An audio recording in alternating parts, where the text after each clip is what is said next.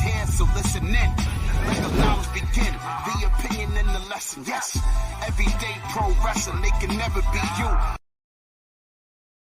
Folks, welcome to Everything Pro Wrestling. Everything Pro Wrestling is a show by the fans, for the fans. I'm your host, Conrad Cushman, being joined tonight by the man in gray. He's here to get paid. The one, the only, the man they call Derek. Yo, yo, yo. Also being joined here tonight by co-host of Clash of the Podcast every Monday live at 6:05 Eastern Standard Time, Sean Hubbard of Hubbard Wrestling Weekly. Sean, how are you? Thank you, gentlemen, for having me. Doing good, man. Feeling good. Feeling real good. Yeah. We're going to talk about a little WrestleDream 2024. Quite interesting. Shout out to Jesse from the Pro Wrestling Shoot. I saw him many of times on camera. Yo, he was live in the living color, man, during that whole pay-per-view. Yeah, I was just sitting there, and I would look sometimes like, how's he reacting right now? Oh, he looks like he needs to get up and stretch them legs, probably. Right. But I hope you have fun at the show, bro. Getting into this, man, we'll talk about the show, go over everything. Like I said, me and Sean host Clash of the Podcast every Monday, 6:05 Eastern Standard Time. Me and Derek are usually live right after Dynamite. And then occasionally, when we can, we get on here and do some pay-per-view reviews. We also do stuff over on Sean's channel, Hubbard Wrestling Weekly, which is going to be popping up in the live chat for you guys now. Let's shout out some of those people in the chat. Jumping up to the top, Joel, he said, what were your highs and lows of WrestleDream? You guys ready for that? What do you got? I can go first. My high was definitely the triple threat match. Had a lot of fun with that one. And lows, I was a little sad that Private Party didn't walk away with the tag titles. I was feeling for them towards the end there. I was like rooting for them, and then didn't pull through. Yeah, same. I think my low was that because I was expecting them, especially with the video package that you had. That should have been like, all right, these boys are winning, and then when they don't win, it's like, hey, I don't know how I feel about that now. A high, I'm gonna have to say, Darby Allin and Brody King. Okay. First of all, I don't know what triple threat match you're talking about. I mean, I saw a three-way dance, but I don't know what triple threat you're talking about. Hold on here, good sir. Where's my graphic? I don't believe they called it that. They should, but I don't think they do anymore. All jokes aside, that was a phenomenal matchup. I actually like the fact that I was wrong about that. The winner of the match made a lot of sense considering who was in the match. So shout out to Conrad for that prediction. Low of the night, the fact that I'm not going to see Bryan or Bryan Danielson regularly anymore. But the match itself was phenomenal, and I think the show was really, really strong for those who might have thought that it wouldn't be. Yeah. And listen, I can't be mad at anybody upset with the build to the show because there's a lot of questionable things. I think we can all agree that how come you gave Private Party a shot and you beat them up like 2 weeks before they were getting the shot? Like, that's kind of weird. You did some questionable things, but I'm hoping that they work on those things and try to iron them out. We're going into Full Gear. That's one of their bigger ones, so hopefully they can do that. Rob in the chat says Fire Excalibur. Not a fan. Clown says evening, everyone. What up, Clown? What up, though? Deanna's in the chat. What's good? Yeah. Rob said, you ever see those memes with the really well-drawn horse and the, what is that? The last portion looks like Helen Keller finished it? Yeah. Wow. WCW 2000 is knocking at the door. James from the Pro Wrestler Shoot. James? I really wonder if you've ever watched WCW 2000. Like, I'm really tired of the WCW 2000 comparisons in AEW. Sean, you lived through it. Like, you watched too during that time. Like, James is bugging, right? Like, I feel like there is no way that the train wreck that was WCW 2000 is what we're seeing in AEW right now. It's just not factually correct. Yeah. And I you know what I like to argue with people? I think 2001 was actually turning stuff around a little bit for WCW. All right. We were on the same page until you said that. You thought 2001 was bad? 2001 WCW. I'm saying that I thought they were trying to get stuff back on pace with like they solidified new cruiserweights. I respect what you're saying. I think the ship had sailed at that point. Oh, it was gone already because they decided it. Great deal though, too. You know, I wish if we had that money now, man, all three of us could have ponied up and maybe bought that. Right. I would have bought for 2.5. I would buy WCW. All we needed was a loan. Yeah. We would have been good. Yeah. We could have did that. But yeah, nowhere near WCW 2000 bad, James. Sorry. Matt Lopez says, hello, everyone. Good evening. Hope everyone had a good Saturday. Damn, what a great pay-per-view. That ending, man. Hashtag thank you, Bryan. And Leezy for Sheezy. XG Dub in the chat. Yo, what's good? Yo. Delayed grads. Can't believe Bryan's full-time career is over. He got that Brock Lesnar schedule now. I'm fine with that, though. Yeah. He earned it. If that's what he wants to do, it's better to have him than not have him, is what I say at this point. The triple threat match was match of the year candidate. I will agree. That was fun. I don't know if it's going to win, but it's going to be definitely on the ballot, I think. A lot of people say I was hoping Private Party would win it. Heartbreaking that Danielson's full-time career is over. A lot of people saying the same thing Sean did, man. Crazy. Entertain 45. Hey, guys, been a while. Fun event tonight. Appreciate you. That sick Bryan jacket they had for the show is on Shop AEW. I bought it. Yeah, did you see that jacket that they had in the building? You know, I usually hear a lot of, they don't have anything at the shows for merch. They have 4 merch stands tonight, and I saw a lot of those sweet Bryan Danielson jackets. It was pretty dope, though, if you're a fan of, like, his color scheme and everything. Right. Telling you. I fell asleep, so how exciting was this pay-per-view for me? Oh, come on now, Deanna. Oh, my goodness. Come on now. Many of today's IWC were barely alive during WCW 2000. Yo, tell them, delayed grads. Facts. Before anyone gets on me for punching down on Helen Keller, all right, Robert. We're going to avoid this stuff. You mean the annual Ospreay Award? Someone come take it from him. You know who's the only person who I would say had better matches on the card than him? Bryan Danielson. That's it. I'm just pointing it out there. Yeah. Be better. Pulling out the pay-per-view notes for this one, guys. We really didn't talk too much about some of the deals and stuff like that. They just announced that they signed a deal with Fox Sports in Mexico. Interesting things to come. It made me wonder, is that why Hologram and Beast Mortos was booked on this? Because this was their first pay-per-view event that they're going to get to watch in Mexico on Fox Sports. Is there anything more than 100%? 110, 120. Yeah, 1,000,000%. That's exactly why they were on the show. Yes. And nothing wrong with it, too. No, I'm not mad at it. No. We say Googleplex. Right? Let's go through this card and see what we got here. Like I said, the build to this kind of week, I think we don't have to beat this up too much. Yeah. We watched over here on Triller TV. Fun event. Me and E were talking before. I kind of like the scheme with like the mountains and stuff. It's not really wrestling-y, if that makes any sense, but it's a nice aesthetic. Am I weird for feeling like that? No, it's different. Reminds you like Spring Stampede. You see the little wagon and stuff. You're like, oh, okay. I mean, this got nothing to do with wrestling, but you're like, oh, okay, that's fine. I've never been West Coast, so I don't even know if that's what it's like. Sean, you probably have traveled more than us. It's Tacoma. What does that mean? What does that Tacoma. It's a backdrop, bro. It's a backdrop. You know what I'm saying? Like, just like slot machines and stripper poles in Vegas. But that's fun. Like, everybody gets that. When you see mountain, you're like, oh, that's different. That's how I think, at least. Well, I've never been to Tacoma, but I've never heard about Tacoma. And I'm imagining you don't hear much about Tacoma because there's probably not much going on in Tacoma. So perhaps their scenery is their highlight. I hope when he goes there one day, it'll be the best place ever. Like, man, listen, shout out to the whole state of Washington. I hear Seattle's popping. I've never heard about Tacoma, but shout out to Washington University, NCAA finalists last year. But as far as things to do in Tacoma, I've never heard about any turn up in Tacoma. I mean, maybe you guys have. I'm looking it up right now. here. I think the mountains and the waterfalls and the scenery are what they do. I would hope. I do hear a lot of people say like to go hiking there. Right, there you go. Right, exactly.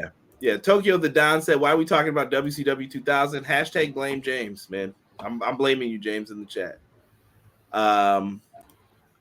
Tony Khan won't be doing it. He's going to the hospital with Bryan. So Tony Khan not on the media scrub.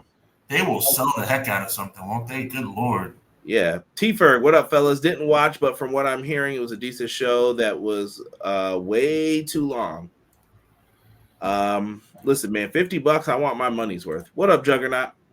I see you guys in the chat. I don't know how many times I have to say this. You're paying $50. Be thankful that they want to give you something that you feel is worth $50. Like, I don't understand what we're complaining about here, people. Yeah, I listen. Even if you want to turn it off and watch more tomorrow. You shout out to Triller TV. Like, what are you complaining about? I don't get it. I'll take the matches, bro. That's what I say. For $50, load them up. A lot of museums. Derek. There you go, Derek. See, I know Derek. See, Derek's a student of the game. He'll look it up for you. A lot of museums, bro. Y'all don't want to know what I know about Washington. Anyway, that's an off-air. That's for EPW After Dark. AEW WrestleDream 0 Hour. Atlantis Jr. defended the Ring of Honor television title against Brian Cage. We haven't seen Atlantis Jr. too much on TV set for a minute now. Yeah. But Brian Cage ends up getting the win with the drill claw. Quick thoughts on the new Ring of Honor television champion. I think it's a good move for him. He deserves it. He's been in AEW for a long time right now, and I think him getting a title period is good. It's a good idea. I mean, granted, yes, it's not on AEW promotion. We'll see. What I don't know what's the deal with these shows and what they're doing right now. Sean? He's been mid for a long time. I think he's a tremendous athlete. I think he has leaves a lot to be desired as it relates to character development. I mean, I'm glad that he's getting an opportunity. That's what winning a championship is, an opportunity. I hope he doesn't screw it up. Hey. Moving on here, we find out, so this is one of the things that I popped for the hardest on the 0 Hour pre-show. We get the reveal of who's going to be in MXM's corner. They were teasing it, and we find out that it's going to be Rico. You look so good to me. Come on now, classic. Yo, I was happy to see Rico, man. I was like, look at Rico, still in shape. That was rough. Former tag team champion with John Cena in OVW, by the way. Just putting it out there. That was not Rico's original character in OVW, but I thought it fit, though. Billy Gunn's on the other side. Rico's over here. Rico was still wearing the old gear. MXM, I thought it worked perfectly. Any thoughts on Rico? You know what? Welcome back, Rico. Welcome back, bro. I'm never against somebody getting an opportunity to put some food on their table. So, congratulations on the gig. That's as far as I'm gonna go. Right. Nice touch with Rico. See, you know where you didn't find that, James? WCW 2000. Stop saying that. They didn't have nice touches. You gotta be careful though. You don't know if he really meant that to be sarcastic or not. Don't know, but you better. Sarcasm doesn't work well on the internet. I've always told people this, so don't do it. Touché. Them sideburns still look good. That glue still works, man. Let's see here. What is this? Whiskey Madness 29 says MXM should have went over. We'll get to that. That's right after this match. The 0 Hour Harley Cameron, Anna Jay. I've noticed improvement in Anna Jay in this match. Yeah, she's getting way better. That Japan excursion did wonders, I think. Yeah. I like it. Anna Jay gets the win with the Gory Bomb. I was happy here. Harley Cameron's been solid. She's actually, I think, been the saving act of her and Saraya. Like, she's kind of been like the comedic relief. Agreed. Sean, any thoughts on either of these two? No, I like it. I think Anna Jay needs to get back into the swing of things, and I think this is a good start. There are certain people that being on the 0 hour is a sign of good things to come. And then there's also people being on the 0 hour that are a sign that they are starting to diminish. Ergo, the next match we're about to talk about. The tag match? Oh, yeah. I'm not too worried about this, but you have the MXM, what is it? The MXM Collection? Is that their official name? The MXM Collection. Versus the Acclaimed. I'm fine with the former AEW World Tag Team and World Trios champions, the Acclaimed. Yes. Yeah. I think they are in need of a spark, a kickstart, if we may say. But I had fun watching this match. So I thought that they fit together perfectly fine. Acclaim get the win with the mic drop. Fun match. Even got some spots with Billy and Rico in there. Like I said, I thought MXM played their parts perfectly in this. Listen to your verbiage, my brother. What? Derek, back me up on this. Listen to your verbiage, Conrad. They fit well together. I had fun. It was cool. They did a good job. Well, no, we are talking about the Acclaimed, Conrad. We are talking about arguably the most popular tag team in the whole company about 6 months ago. It's a fall off, bro. I'm not saying you're wrong about your assessment of the match. I'm saying what I said in my little tongue-in-cheek comment about Anna Jay coming up and the Acclaim going down. That's what's happening. They need a recharge, and they need it quick. There's a bigger problem at play, I think, with this than it's just the Acclaimed. Okay. The problem comes down to Young Bucks, FTR, and the Acclaimed all need change. But you can't change your top 3 tag teams all at once and say, everybody change right now. Can't do that. Out of all of them, who needs to turn the most? Is it FTR or the Acclaim? I think one of them have to turn. I think it's the Acclaim. I think it's FTR. Well, I thought we agreed that the Acclaim probably had a better chance of turning on each other. Yeah, you have. If you're looking to make someone a singles, it's the Acclaimed. Right, but you're talking about turning the entire Acclaim team heel just as a team? Yeah. Okay. Because then Max's raps will hit a little bit harder. You can kind of get a little more raunchier versus, I got to be cutesy. And then, everybody loves the Acclaim. Right. No, I feel you, bro. He doesn't have to say that every time. Yeah. You got Billy out there. Billy's done a great job with them. Like I said, I don't take this as a super downgrade for them. I think that this show was really built on, let's give another team a chance. Because you can't, because people seemed bored last month with the Bucks, FTR. Like, you can't keep going back to that. You just can't. Like, I know these are the best teams we have, though. It's over, man. Like, people want to see something new. And I think that was evident tonight in the tag title match. More on that in a minute. Does anybody else want to add anything to this? No, we're good. All right. And then they added an 8-man tag. They caught me on this one real good. And this is what I mean. Like, Orange Cassidy was in this match with Kyle O'Reilly and the Outrunners versus the Dark Order and the Premier Athletes. We know what you guys are here to do. They're definitely here to eat that pin. So Orange Cassidy, Kyle O'Reilly, and the Outrunners get the win. And listen, that's nothing to say something bad about these guys, but at the same token, they're all amazing, though, inside the ring. I think they're great. These are people who I think if you really wanted to feature them and showcase them more, Ring of Honor, perfect home for them to let them show out and do what they're going to do. Give them direction, give them storylines, and you can do something with that. That's just me talking. And the Outrunners are over, bro. They're over. Like, that's a team you have to consider doing something with. Yeah. They are. As easy and corny as it is. Well, I've said it before and I'll say it again. They are the nobody in the wrestling industry is better bell to bell than AEW. And this is another example of that in this 8-man tag. And as far as the team you got for the Premier Athletes, I'm very concerned about them as much as I'm concerned about the Acclaim. I mean, I feel like these are guys that are just kind of like sliding. On the other hand, the conglomeration are on fire right now, and I see big things coming for Orange Cassidy. Yeah. Hold on here. I'm going back into the chat real quick. Lexus King would like to have a word with Rico. Don't start that. Don't start that. Rico did that first. Japan changed Anna Jay. Yeah, I think so. So the ref spot on Cameron pushing her shoulder, what gives? Probably reminding people not to mess up. Like, yo, put your shoulder down. You're making me look bad. Right. What are you doing? Pretty much. I mean, I guess you could say don't count, but things are timed, and then who's going to get the blame? The refs or you guys? You know, I don't know how it works backstage with it. Clown said her time in Stardom has helped a ton.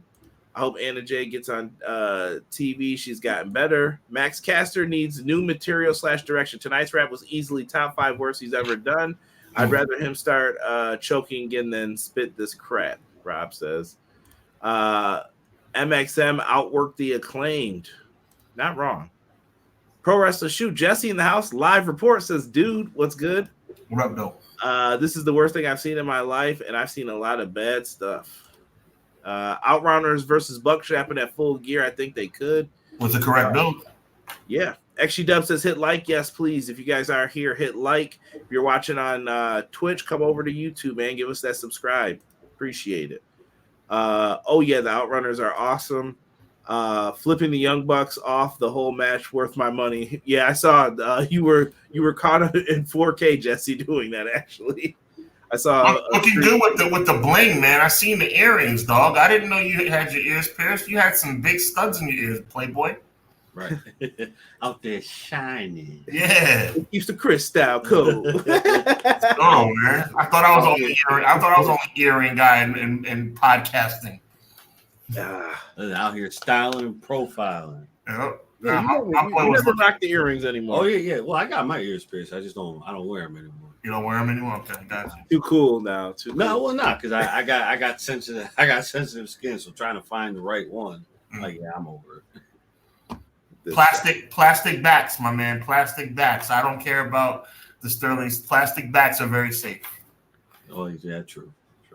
The last good pair of earrings I had were nickel plated, and those were really good. But that was in the high school era, so you know there was the big giant squares. Yeah, the ones that were like that I'm really embarrassed that I wore back in those days. Yeah.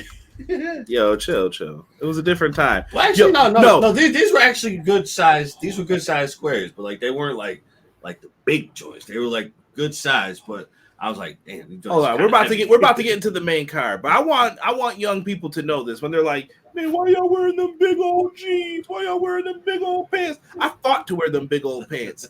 When I was on the basketball team, they made us wear and he was on my team in 4th grade too. So you remember we had to wear them John Stockton little shorts, and we were like, yo, who's wearing these, bro? They were like, you guys are, and I'm like, this is not cool. We were like, yo, here's an NBA player today. They don't wear these, bro. They don't wear these. John Stockton even had to wear longer shorts. Like, my man, you got to put on something a little longer than this. Right. We fought for those. We did. We had to raise money for those shorts. Stop clowning. All right. Respect the history. And bring back throwback jerseys. Right. You're not too cool. Shane McMahon could have debuted with MXM. Stop it. Fox Racer 134, welcome. Shaking my head. No Lashley, no Shane. I was waiting for the payoff to an extremely disappointing pay-per-view. Completely dropped the ball on this event. Some of the matches booked tonight belonged on Dark. Woo! Ooh. I think that's harsh. Fox Racer. I don't know, man. Let me see here. Yo, chill.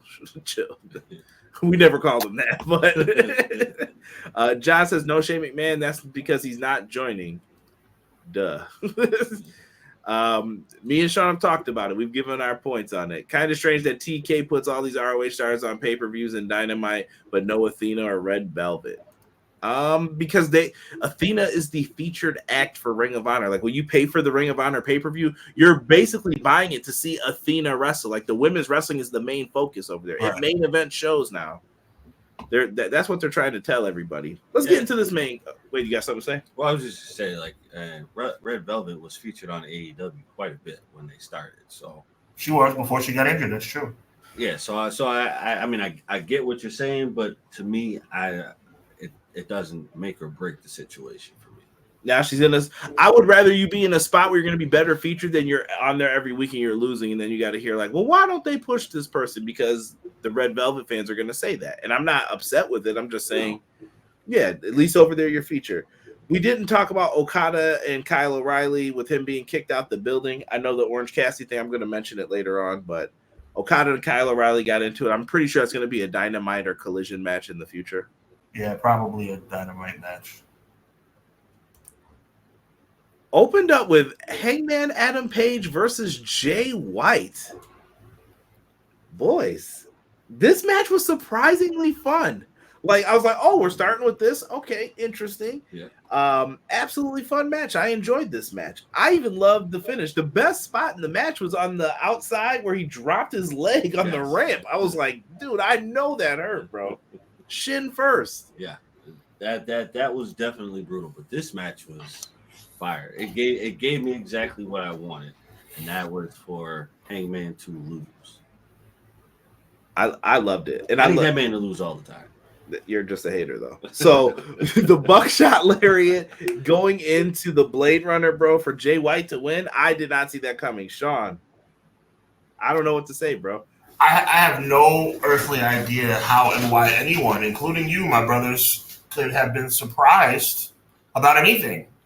We're talking about one of the best characters in the business right now in Hangman Adam Page, and a guy who's universally recognized in Jay White as one of the top 20 wrestlers to put on a pair of boots.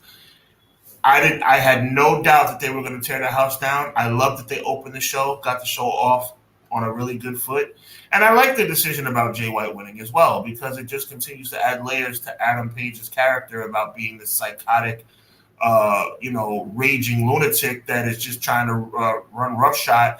Because at the end of the day, great job by AEW by not, Swerve is coming back. So we all know what Swerve is going to interfere in Adam Page's match, but he didn't. They had that Adam Page and Jay White, 2 5-star quality athletes, to step into the ring, do their thing, and I don't know why anybody's surprised. They tore the house down as I thought they would. I thought it was fantastic. I was just surprised that Jay White won, dude. Like when he did, I was like, they're gonna do it. As soon as I was like, that's it, game over, and he won. Right. Like this dude just beat the megastar. More on this in a second. I hope y'all know that we're talking no foolishness right now. They beat someone who came off tonight as a huge deal in the company. Yeah. More on it in a second. New entrance, and I was just like, this is the co-signed right here. Tony Khan basically went all in and said, nah, Swerve's one of our main event attractions. Remember that. Hangman beat him, and then they were like, Jay White beat him. And I was like, I like it. Yeah. So people have been calling for it for a while, so I don't know. Absolutely great. Did you guys see the aftermatch promo? I think I told you, Derek, right? Who we said he was coming after next, Jay White? Oh, yeah. He went back to his beef, Sean, with Christian. He said, I've got the first person. Don't think I forgot about you and your family. I definitely think that match, that match between Jay White and Christian, that's going to be pure fire right there. Yeah. Arguably the best heel in AEW from an entertainment standpoint. The king. Absolutely. Haven't watched in a while. Page and White, fantastic open. I'm glad Jay White hawked a loogie. Yo, that was thick. Bro. That was borderline uncomfortable. Like, I understand what they were trying to do, but my goodness. Dude, I hate loogies. They're disgusting. Yo, that was a loogie and a cottonmouth spit in one, bro. It was rough. Yeah. It was rough. Yeah. They sold it. They were trying to say, like, Jay White's angry, and he certainly showed it. Yeah. Nothing worse. I always think of Bret Hart and Vince McMahon at Survivor Series every time. After you're wrestling a match for a while, it gets a little frothy, and I'm just like, no, don't say that, Bret. Don't say that. But AEW doesn't tell stories, right? AEW doesn't have any kind of story, telling. So, why are we talking about AEW in such glowing light about having stories and acting and doing everything they're supposed to be doing? Because AEW doesn't do that. AEW is they're just bell to bell. He sound like me now, don't he? I love it.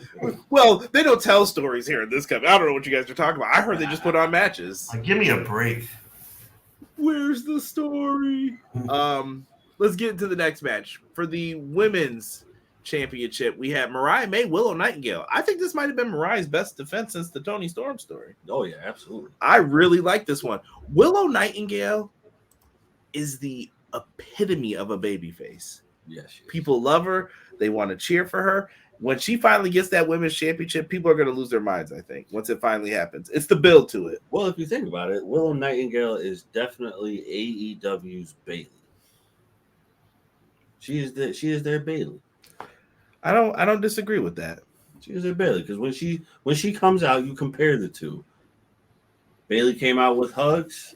Willow's dancing. The same kind of reaction, except, we have Willow who's still on that path. Bailey is not on that path anymore. I mean, if you want to take someone off the path, you could book them in matches where they're supposed to use weapons and they don't. But we won't get into that or any of that right now. Preach! You could ruin someone really quickly by doing that. You could. Preach! But I thought that this was a fantastic match here. Good finish. I love the Frankensteiner. Yes. Goes into she hit the Mayday at one point. She hits the running knee and then Storm Zero pile driver. Sad end for Willow to lose because Willow went through all those champions, but it was a hard road for her to get there, and she ends up putting Mariah May over. Yeah. Sean.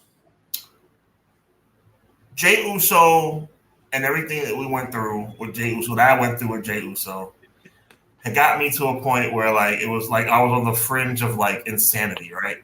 Now that he's the Intercontinental Champion, it's going to take me, and it's a good thing, it's going to be about a year before I get mad about him not being world champion again.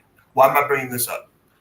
I have taken all my angst and all my anger and all my venom, and I have changed directions. I am no longer with Jey Uso as it relates to my anger. I love Jey Uso, but I'm not focused on that anymore. You know who I'm focused on now? Willow Nightingale. I am going to do everything in my power to start the bandwagon to get that woman I don't care about, respectfully, the CSML championship or the TBS title. I want Willow Nightingale, and tonight was not the night. Let me make sure you guys understand that I'm not going crazy right now. Tonight was not the night. Mariah May winning makes the most sense from a storyline perspective, but all the energy I was putting into Jey Uso has now been redirected to Willow Nightingale. Willow Nightingale for AEW Women's Champion. Tonight, they did a great job, told a good story. I don't know if I'm saying your name right, but I'm gonna say Whiskey Madness says the CEO needs to take that belt from Mariah, and Willow is no Bailey, but I get where you're coming from. It's the positivity that he's saying that they bring when they came out, because Bailey was over, depending on when people were watching wrestling. Bailey was over as a face in the beginning, and she was someone who I said never turn her heel because it's gonna work. CEO might be the person that I think Willow will end up having to take it from, because there's a story there. Just a potential one for her. Willow's got some time though, Sean. So I put my hand up like, give it time now. This is gonna be a long journey before we get to it. It ain't gonna be tomorrow, but most people don't like the long stories. They take too long and forget that it is a story. Where's the story, bro? What are you talking about? I love it. Matt says he's calling it next year. Willow's gonna be AEW Women's Champion. Could be. I hope you were right. That woman deserves it, man. She's over like Rover. She is. When we talk about over like Rover, we're in match 7 of all these matches that we're talking about. Jack Perry, Katsuyori, Shibata. I actually had more fun with this than I thought. This exceeded my expectations. I thought they were going to have Jack Perry do a little bit more here, but they had Shibata just take him to school, bro. I don't care for Jack Perry, bro. I don't. I don't think his character fits the group that he's in. He's rich, but then he's like, oh no, I drive this raggedy bus. Why? Why would you have money? You know who he is, right? Raven. 100%, brother. I guess the difference between y'all and me is that I like it. I think he'd be better by himself in a group than know what I mean? A group of misfits versus why are you hanging out with the rich dudes then?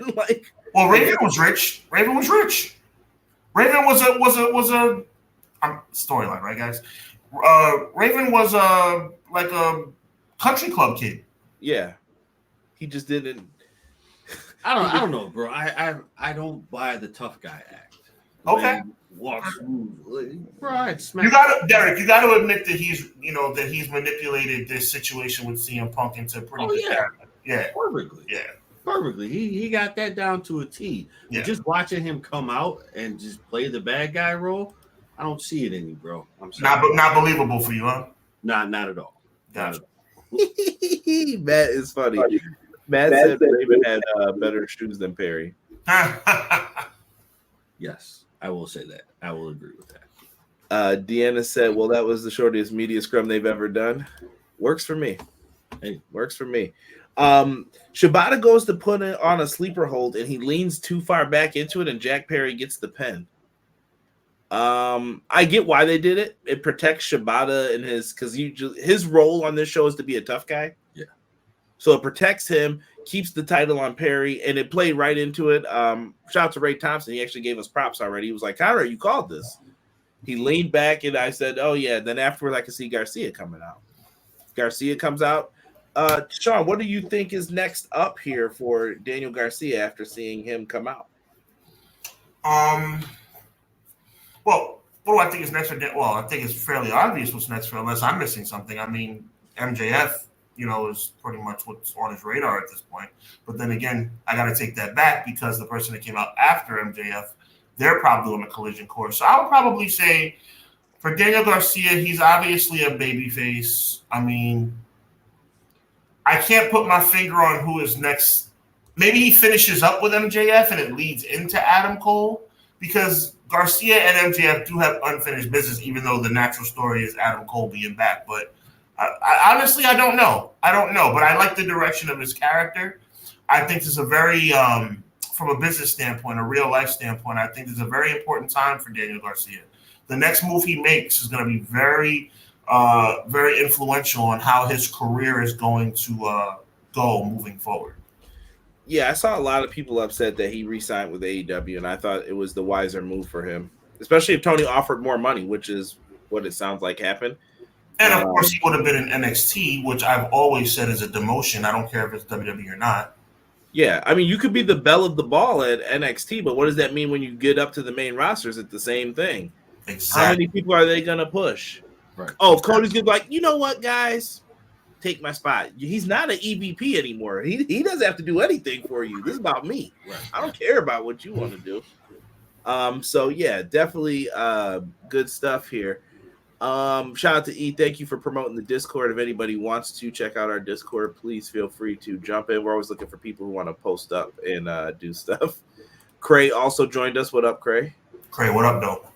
DJ B, Tazzy in the house party. What's going on? Conrad, Derek, Sean. Man, I'm looking forward to being in the crowd for the aftermath and the show in San Jose. Enjoy it, man. That's awesome. Make sure you guys check out Tazzy. He does a lot of live streams. Raw, SmackDown, NXT, sometimes AEW. You find Sean everywhere. Or not Sean. It's back in my hand. No. I just said someone's shoot name. Tazzy. You go check Tazzy out and make sure you show him some love, man. Are you saying people's government when they don't? Well, come on, man. You can't do that. I didn't say his whole government. Okay, that's what's up. I didn't spell it. They don't know how it's spelled. I assume Garcia versus Jack Perry at Full Gear and Cole and MJ. Maybe I can see a tag match happening on TV too. I don't know. I like where, you know what? Actually, I'm almost embarrassed because of M. Leezy. That was very smart on M. Leezy's part, very silly on mine. That's obviously where it's going to go. I was drawing a blank. Yes, it's going to be Garcia versus Perry for the TNT title. I don't know why that just went over my head. Thank you, M. Leezy. That's exactly what's going to happen next. I said my bad, Tazzy. I said my bad. That's right. Call him out on it, Tazzy. He said, hey, that's my real name. I didn't say the whole name, though. I didn't say where you work. Shoot. Take it easy. Lord have mercy. No, he's got a really sweet job actually on the real. Saying, if you go to his streams, he'll tell you. But he's got Social Security number, anyone?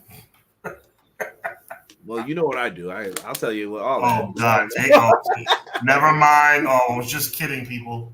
Going back into it though, Adam Cole is back. Baby, I was worried when he started running a little bit, but hey, he looks like he's back. I don't know. He looked like he was about to take a spill on the way down.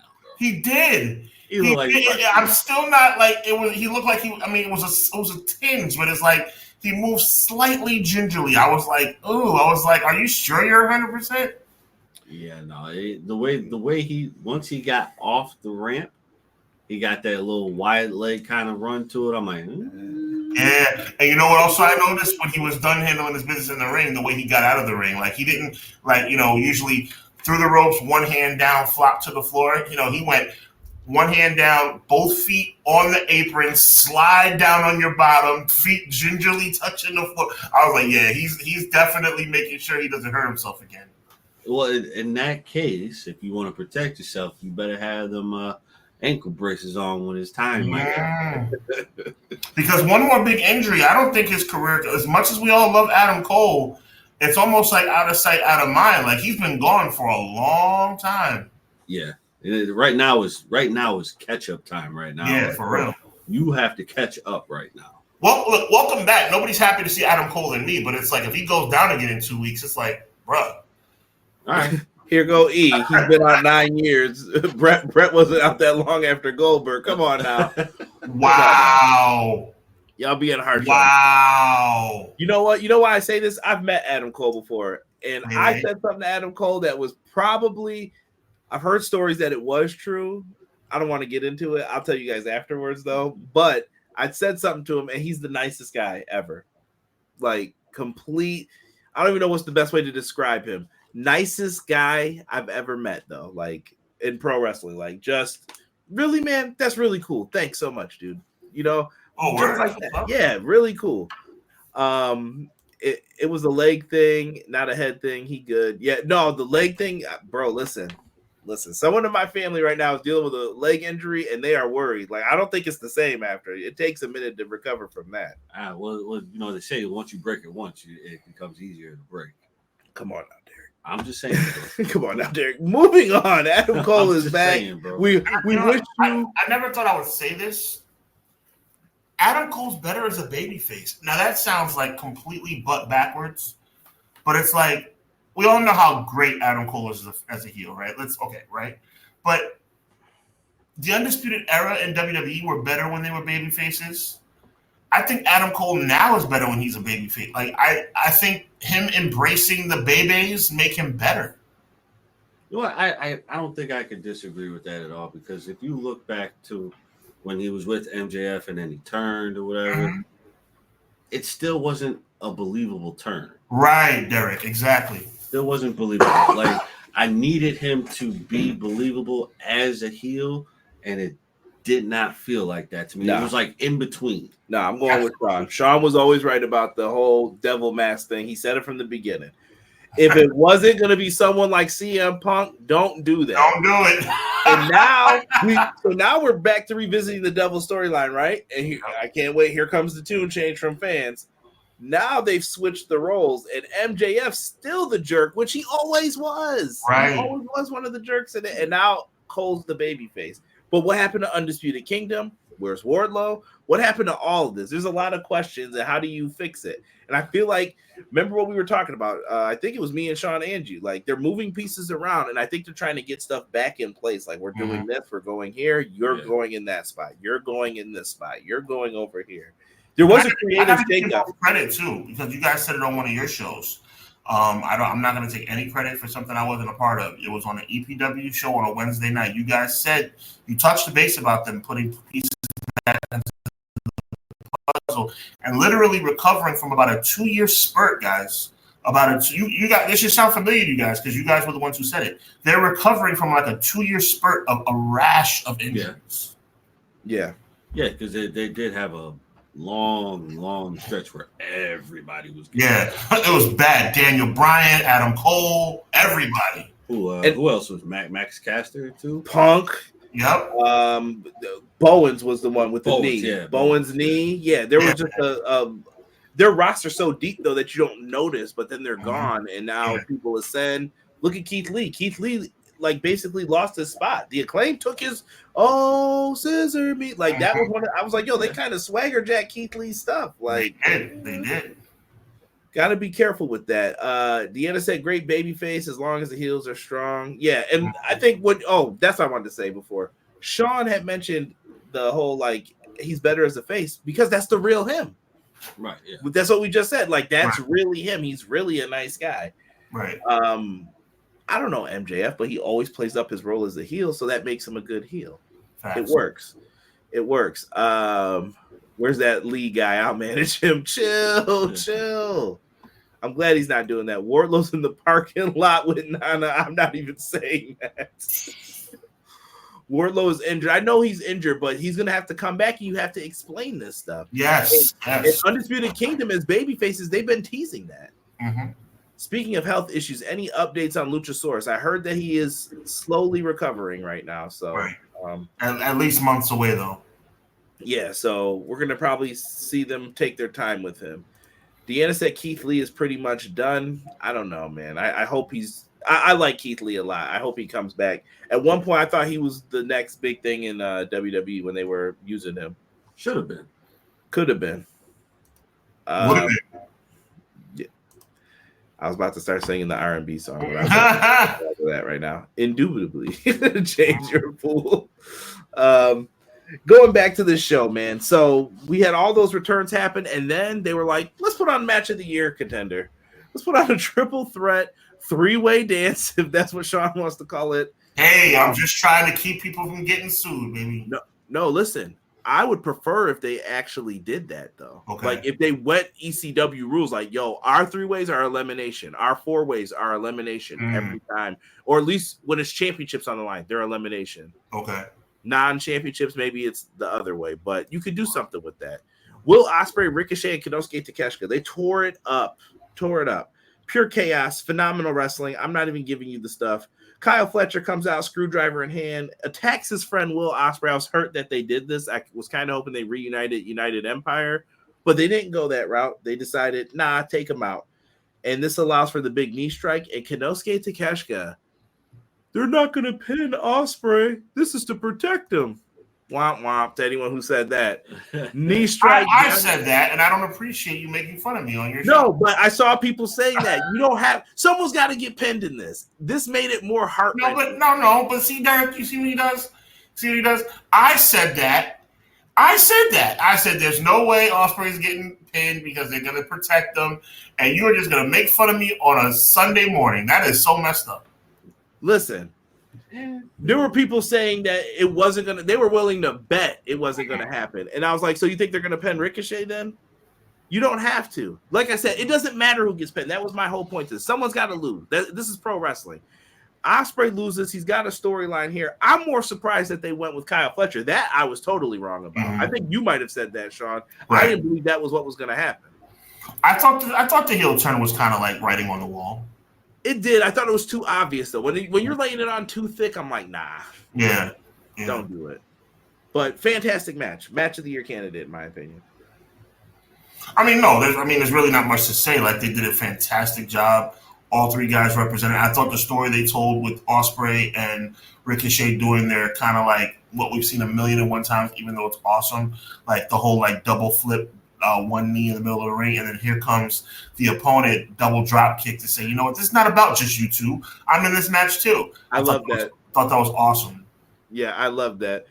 Well, you know, like my thing with this kind of match, because you'll hear people say, all right, I'm tired of the flippity stuff. And I'm like, okay, I get what you're saying. You like the old school, you know, wrap them up and all that kind of stuff. Cool.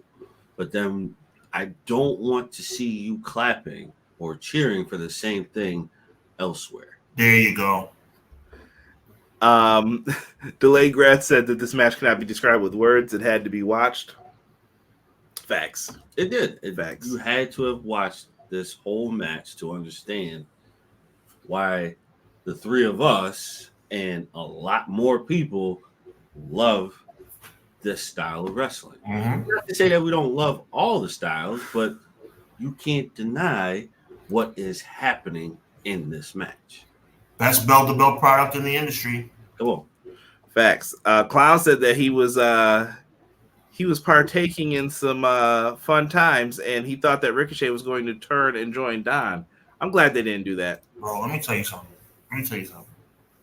I love Ricochet from an athletic standpoint. Fantastic athlete. Move set is undeniable. That brother needs some help when it comes to his promotional tactics. He can't speak for nothing. Who? Ricochet. Ricochet's promos are mid, and that might be giving him too much credit. If he had joined Callis, I think that probably would have been better for his career. That brother needs some promo help, and he needs it in a hurry. I'm telling you, he's going to keep messing around. Listen, there's a reason why. Let me tell you something, guys, and I'm going to be real brief on a Sunday morning. This guy is too darn talented to be a mid-card wrestler. But the reason why is because he has limitations outside the ring. That brother can't. I haven't heard him do a good promo yet. It's really mid. It's like that brother needs to go to promo school. But he did. But he did. Well, it didn't work. The problem is he's so much better in ring than the rest of you, though. He's like, okay. He's top 5. He's top 5 in the world, bell to bell. But we all know it doesn't take just bell to bell to be a star in this business. Yeah. I think it's just you can find a weak part in anyone's game if you look hard enough But gentlemen, if you can't do promos and you are heck bent on making someone a star who can't do a promo, what do? You put him with somebody who can do a promo. Right. Give him a manager. I thought the biggest mistake he made in WWE was when he didn't join the Hurt Business. Yeah, they could have definitely had him do that.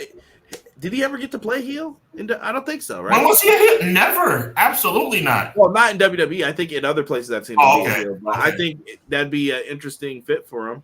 Gotcha. Delayed Grant said Ricochet was basically dormant for 6 years with brief flashes. He's cooking now. I agree. I think that's why he did come here, was to get the reps. I don't know if he came here to be the world champ, but he's definitely going to get opportunity now. Right. Gotcha. Let me see here. People are talking about Samantha Irvin. We got hashtag back, Sean. My thoughts exactly, Sean. I think Ricochet should join MVP. Could be. I'm telling you, man, that brother needs some help. It's a shame, guys. It's a shame for somebody that talented to have this glass ceiling because he can't cut a promo. It's just not working for him. The brother is talented. I want to see him succeed. But you know what? He needs either help on promos or he needs to be with somebody else where he doesn't have to say a word. Brock Lesnar cannot do a promo. But you know what? When you put him with Paul Heyman, everything's all right. Everything is definitely solid when you have people like that who can't give a promo and you stick them with someone who could talk for them. Yeah. Let me throw something at you guys that's going to make you laugh, Derek. Check this out. You ready, Conrad, Derek? Andre the freaking Giant. I know it sounds crazy, right? But Andre the Giant was a world-renowned name because he was 7'4", 500 pounds. Right. Put him with Bobby Heenan. He's the biggest thing on the planet. Yeah, it helps. Like I said, Stokely and MVP are looking for people. I'm just saying, if they ever wanted to, there are managers in AEW, and I like that they utilize them for that. And I saw someone put just for that promotion the speed title. Chill. T. Ferg agrees with Derek about the flippy style, and WWE has actual gymnasts and cheerleaders on their roster, and there's nothing wrong with that, in my opinion. That's fine. Ricochet can join the Hurt Syndicate. Yeah, Ricochet and Velveteen Dream did have some good promos when they were both in NXT. Did they? Did they have good promos, or did Velveteen Dream have a good promo, and then Ricochet did the front flip out the ring and said, "Look at what I did"? Well, that's what I'm saying. But let me say this though. Once again, who else can do that? When I first saw that, I was like, "Oh, Conrad, who are you talking to, my brother? You know I'm a fan of Ricochet." But what I'm saying is, to that point that the gentleman just made, I love what he's saying. I remember that promo like the back of my hand. Velveteen Dream did most of the talking. Ricochet, what he did in response by doing the front somersault from in the ring to outside the ring was amazing. But what did he say? He didn't say nothing. facts." He didn't say a word. He can sell water to a well. That's what I'm saying. They let his actions do the talking for him, though. Like, yeah, this is. But is that enough to be a world champion?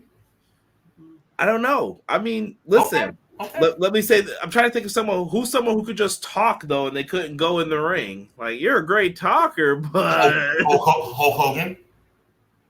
You put him up as a great talker. Hogan was a great talker. Let's come on now. Personal stuff aside, Hogan's promos, what you're gonna do is pure gold. Let's be real. Yeah. We're not talking about him as a human being. Well, that's catchphrase. I'm just trying. I thought Macho was better than him, but Macho. Nobody's saying Macho wasn't better than. See, now you're gonna make me have to be a Hogan apologist. But time out. But we're ranking here. Hold on, though. You got Jake. He's in there with Jake, Macho Man, the $1 Million Man. Like, we're getting old school right now. I'm sorry. And who said Enzo? Enzo should be a manager. That's what I think about Enzo. No.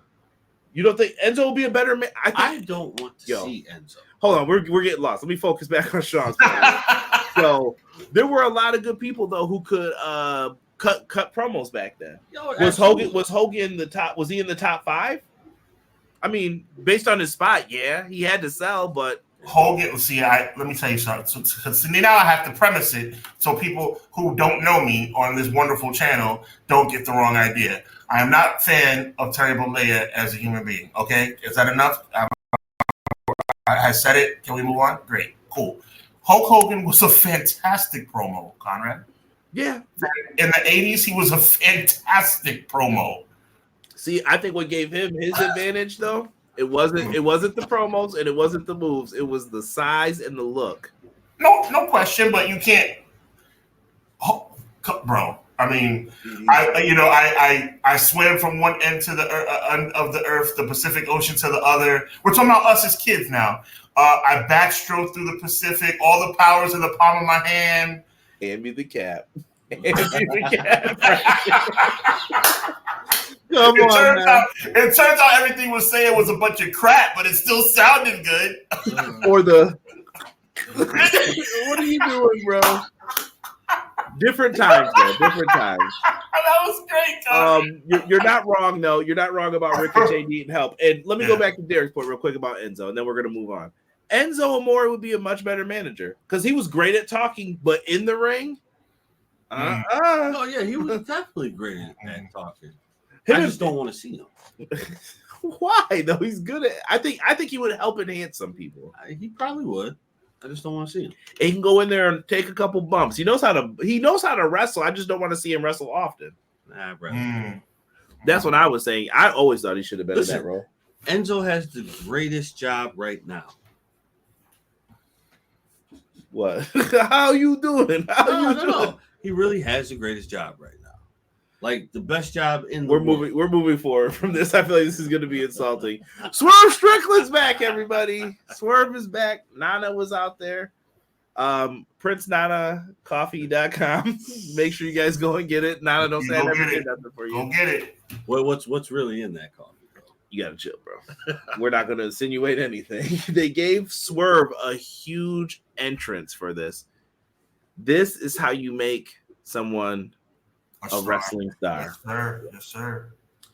Yeah, the Black Panther style outline with the gold was really good, and then with the white shirt. Well, I won't say. I guess I'll say shirt. I think I saw Jesse in the crowd too. I think I saw when he was getting in there. I saw Jesse. I saw you, bro. Yeah, I can't wait till he goes back to listen to it. Look at Tazzy. Whose house? Swerve's house. That brother is on top of his game. We need the intern to come in for that. Oh yeah, he did yell that. Are you serious? Yeah, that's awesome. I always watch when the things he reacts to, just because it's like, okay, well, this is what someone younger than me is thinking. Why do you think that way? Why do you like that? Conrad, you're raising them right. Yeah. I'm kind of breaking it down a little bit. Yeah. You know how it goes. Yo, I can't even read these comments going back about our promo stuff. I'm choking. Hold on. All right, so MVP and Shelton come out, and Swerve's going back and forth between them. Makes some astute points about Nana, but he's like, "Your family." And they said, "Oh, you thought you had a choice." So this was the. I feel like I was watching an episode of what was the show with Rock? Oh, Rocky. They were like, "Oh, you thought you had a choice to join the gang?" Like, what is this? Oh my God, what was it called? The show was called Rock. It was just Rock, right? Right. Yeah. Right. That was the name of the show. See, Derek up here trying to add stuff to it. Rocco's Modern Life and all that. Come on now. So they go into this and they start pushing and shoving here. And I think it was a solid show for back in the day for like teaching lessons and stuff. The after school special, as I like to call it. More on that on Clash of the Podcast live this Monday at 6:05. Me and Sean will be getting into what I thought was an after school special this week on SmackDown. Yeah, it was kind of corny. Okay, so Darby! People were mad. We didn't get any everyone thought Lashley was coming out here. Big Bob. Make him wait. Make a wait. Come here, Bob. I don't know. What did you guys think? Little giant milk dud. I think that this show as a whole, as much of a, I'm not going to tell you my grade yet, as much of a favorable grade as I give it, I think this show was lacking surprise entrances, and I think that it needed it. And I would have loved to have seen. What do you mean by that? You mean like people showing up as a surprise? I'm talking about this match, and I'm talking about the main event. Yeah, I mean, and when I say main event, I know you know who I'm talking about. Yeah. And for this, when I said this match, this segment, Bobby Lashley coming out would have added a lot of sauce. It would have, especially after Swerve and Shelton got into an argument, face to face. That would have been the time where I would have cued Bob's music, and then you just like, oh. Come on, brother Derek. As soon as they pushed each other, it would have been dun dun dun dun dun dun. Right then, crowd would have went nuts. Honestly, I will say, yes, I agree with that. I like his theme for like the first 10 to 15 seconds. After that, I don't really care for it. Well, I'm sure they'll have an update for it here. We'll see what they do, but I don't know, man. I think so. Can I come from the business end? I know I'm going to talk numbers for a split second. I normally listen. I'll be the first to tell you. Me, Sean, Derek, we don't care about no numbers. Right. I don't really care about your ratings right now. That doesn't mean you had the better show. Absolutely. WCW was not better for 83 weeks. I've said it. I'm going to keep saying it. It was not better for 83 weeks. I knew it was coming. So, what, that line? Yeah. I have to say it every time, bro, because people are like, yeah, for 83 weeks, WC. That's not fact. You weren't there. Like, especially people who weren't there. I'm like, you weren't there. Please stop talking about this like you were there. Just like the Attitude Era wasn't that great. Man, you weren't there. I won't even get into it. Me and Derek were best friends as little kids back. They were like, "Yo, you watch Raw?" every Tuesday. Listen, I used to update this man on things that he missed, and he would update things on me, and I'm like, okay, we got it. I'll never forget. Derek told me when Billy Gunn changed his theme. I'm like Derek. I was like, "You lying, bro? He didn't. That's not his song." He's like, "No, I swear, bro." I was like, "Okay." I love him. I love to kick him. I love to you dead man. Oh man. Tune in on Monday where Sean will sing the one Billy Gunn's theme. There you go. I got the lyrics in my back pocket, bro. Can't look at all I got. Sean gonna be at the gym listening to this go hard on Monday. Give it all that you got. Yeah. Yo, he is the one. It's not aggressive, Derek. It's not aggressive. Oh, so yeah, I think looking at the numbers. Hold on, y'all gotta stop laughing. Looking at the numbers, dead serious. You gotta think they're down now, right? AEW had a bad week. Why wouldn't you save these returns for Dynamite? That's where you need the cash. That's where you need ratings. Maybe I don't know. I'm just putting it out there as maybe that was the logic. Maybe he's not ready yet. I don't know. But Lashley's coming. That's all I'm gonna say. Just be prepared. You don't know when, we don't know how, but I think he'll be there eventually. It's definitely coming. We get an announcement. Mercedes Moné will face Queen Aminata for the title on Dynamite. Say less. Make sure you join me and Derek back here on Everything Pro Wrestling when we do that review. I'm with it.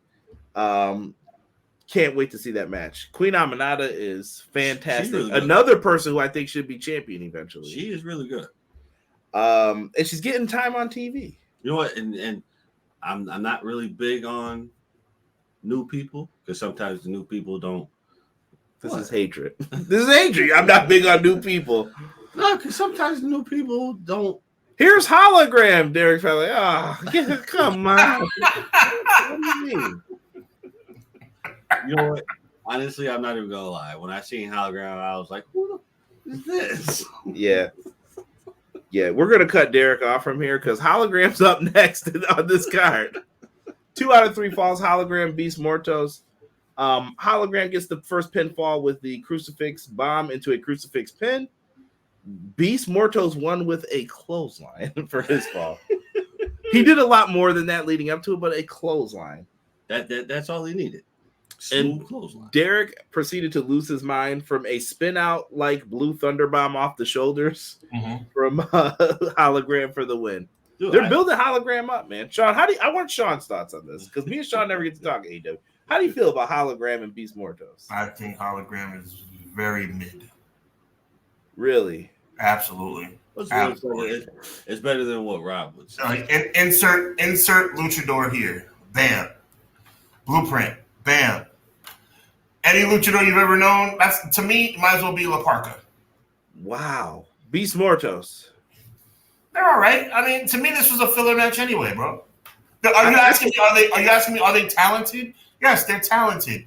Juventud Guerrero was talented. La Parka was talented. All of those guys are talented. They're very good athletes. Are they good characters? No.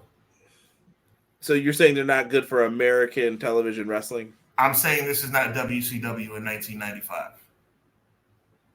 I like Liz Mark Jr. I don't know, man. You guys are bugging out right now. Well, to clarify. Yeah, let me ask you a question. Sean definitely agreed that. Yeah, I do. Let me ask you a question. Sean definitely agrees with Hologram. I'm gonna give you one guess on when I took a bathroom break during this pay-per-view. See? Super kick party. No, I was watching when that happened. Yeah. Okay. No, listen, I love the luchadors, man. I just think that the luchadors are not really like household names. You know what I'm saying? Like, this is a particular guy. Like, that match was a filler. Like, are you telling me you don't think that match was a filler? I told you why I think it was on there. Right. It was definitely a filler. It was kind of like, oh, okay. Well, he's undefeated though. You got to do something with this guy eventually. Like, what's the angle? No, you don't have to. You don't have to do anything. Like, if it works out that way, it works out that way. He's 80-0. All right, title shots got to be coming. Hey, look, streaks are not always good. We know that. Yeah. And he technically, we did see him get pinned tonight. I saw someone like, oh, you mean this new Goldberg they've got? And I was like, he just got pinned. Goldberg didn't get pinned in that run already. Nope. So cut it out. It's like a 75-match pay-per-view, but I promise you know the one that everybody went to go get a sandwich on. 15-0. I need 15 minutes to go make my ham and cheese sandwich. What match am I going to choose? I think this is the one. Don't disrespect the chairman. La Parka was the man. La Parka was the man when he faced Disco Inferno at Super Bowl 98. Matt yelled at me. I bet no one remembers Liz Mark Jr. Silver King. Yo, he's RoboCop. He's like a luchador RoboCop. Tony Khan. They said Hologram was a created wrestler by Tony Khan. Listen, Hologram's a cool name. I think he's got cool presentation. I think he's pretty good. I just don't know what the end game is for him though. Like if you're like, what do you do, Conrad? Hologram's a cool name. Like it's a cool name for a wrestler. Like I think people will stop and be like, hologram. What are you talking about? They would be like, what is this? And I promise you, people are thoroughly confused by that stupid name. Harsh. So your name is Hologram. Wait, but damn it, I tried. What? I was trying to defend it, but no, I just want to. Okay, so who's this wrestler? Hologram. You're telling me what you're telling me is your name. That's what I should call you. Your name is Hologram. All right. Well, you know what? Now I know what match I'm going to take a break on every pay-per-view. I mean, your name is La Parka. I mean, come on. La Parka makes sense. La Parka, it's the whatever Parka means. Hold on. Yeah, pull it up because now I'm about to get a W with this. Whatever Parka means. He said he's toyetic. There we go. Like I said, he makes for action figures, a cool entrance. You can give him all that stuff and it's fine. A raincoat, a hoodie. Hologram equals Max Moon, Cray said. Not a bad. I saw someone mention Max Moon before in here. But at least his name was Max Moon. At least that's a name. At least his first name was Max. Pew, pew, pew, pew, pew, pew, pew. Yeah. Robot man. He faced Shawn Michaels for the Intercontinental Championship. Yeah, and it wasn't Conan. Just want to point that out. Laparca means the Reaper. Okay. There you go. And you know what? And that even makes more sense because of his costume. So it makes all the sense in the world. Does hologram look like a hologram? All right, now I want someone to tell me one person that Laparca would deserve to be called the Reaper for a while in WCW. I'm just saying. The only Reaper was coming. The only person he got it was Disco Inferno. Listen to me. Derek was just gracious enough, God bless him, to look up what Parka means. And it means Reaper. Was he not dressed like a character who was a Reaper? Right. And I said, who did he ever put down though? Like, he's the Reaper's here. Yo, hold on, bro. Well, let me ask you a question. Does hologram look like a 3-dimensional image? No, not at all. So what are we talking about right now? His name is Hologram. Does he look like a coherent beam of light? That's what hologram means. That's his name. Thank you, Clown. We got Clown Googling it too. Does he produce an interferent pattern? Is that what he is? He said he's got holographic colors on the gear. Oh, please. He put down Damien 666. I remember him too. Don't fear the Reaper. Hologram, the holiest one of them all. Give me Max Moon over hologram any day of the week. Shout out to Super. Yes, easy. Shout out to Super Kahlo as well. Super Kahlo was cool. Now he always had the sunglasses. I love that with the backwards hat. Now, Max, I'll tell you what. You ain't getting me though. Pew pew pew pew pew. Hey, he goes down in the annals of time as an intercontinental contender. 7-year itch. Billy Kidman fans over here. All right, we got lost in the sauce on this. His name is Hologram. Yeah, that makes sense. The match, Derek loved this match the most. We got Darby Allin versus Brody King. These are just two crazy brothers, bro. Darby Allin goes flying when Brody King's around. Yes. That was the story of this match. And Darby's never pinned Brody King. Right. And I would love an apology from all of those who said it would never happen. What? Oh, here we go. Derek loves that sleeper where Darby looks like he's about to freaking fall out of someone's arms, bro. That's the devil's necktie. They got to stop having Darby just hanging there like that, bro. Just hanging over the ropes. Like, come on, bro. Something very uncomfortable about that. What that move? Did you ever see how Brody first beat him? He eliminated from a battle royal like that. Like he's gonna win, and then Darby's just like this laying there. I'm like, let him go, bro. Let him. And he was just like, they're here. All right, can we do kayfabe for a second? Yeah, real stuff. They're friends, and he throws him like at concerts like that, like far, like Bam Bam Bigelow, Spike Dudley. That was the spot I wanted them to do in this, but I don't think you could do that in this modern age. Probably. I'm not catching him. I hurt my finger. Lawsuit. Yeah, like, not with this era of everybody suing everybody. Yeah.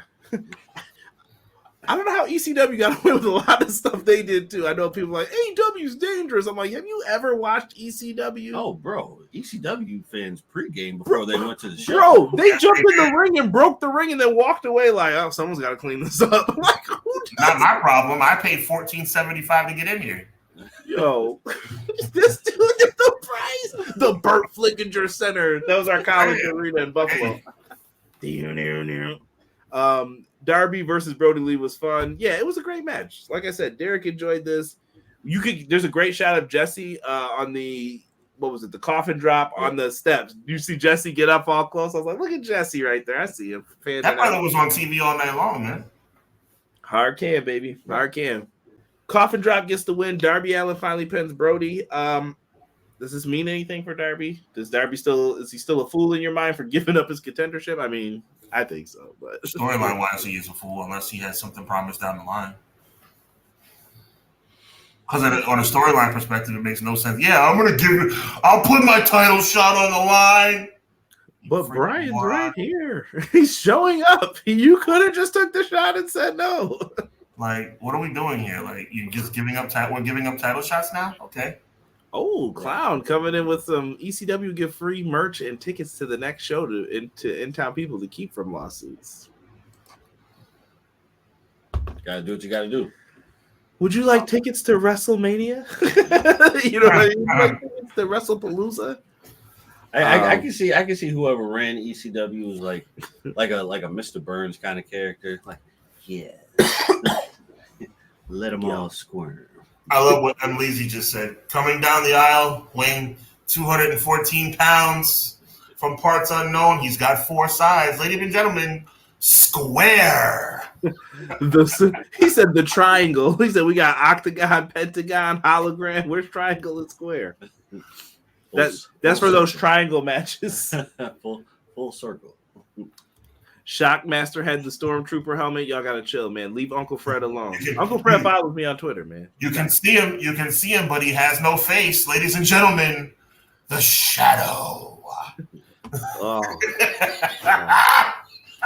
Man, we used to watch this, bro. Moving on. Deanna, listen, here we go. Deanna, there's no beginning and there's no end. He's the circle. He hit him with the radius. See, y'all are feeling me. See? No, how stupid that hectagon name is? He hit him with 3.14. He hit him with pi. He hit him with the square root. All right, we're up here making math jokes. Wait for what to what Sean said. Side note: actually, the 1994 Shadow movie that was actually pretty good.